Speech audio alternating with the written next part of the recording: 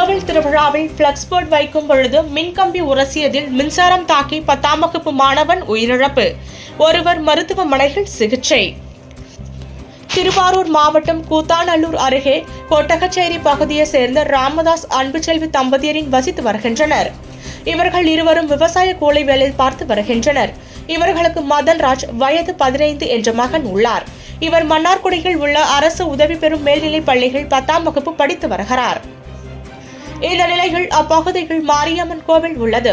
இந்த கோவிலில் ஆனி மாத திருவிழா ஆண்டுதோறும் நடைபெறும். அந்த வகையில் இந்த வருட திருவிழா நடைபெறுவதை ஒட்டி கோவில் திருவிழாவிற்காக மதன்ராஜ் மற்றும் அவருடைய நண்பர்கள் ரூபன், சஞ்சய், சித்தார்த்தன் ஆகிய இளைஞர்கள் கோவிலின் அருகே பேனர் வைத்துள்ளனர்.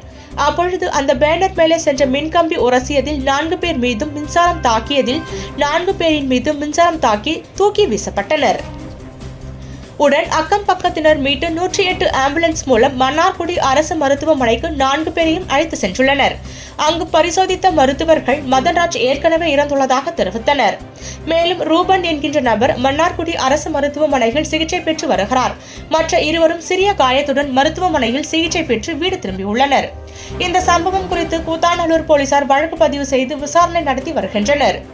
மேலும் இறந்த மதன்ராஜ் உடலை உடற்கு ஆய்வுக்கு மன்னார்குடி அரசு மருத்துவமனையில் வைக்கப்பட்டுள்ளது.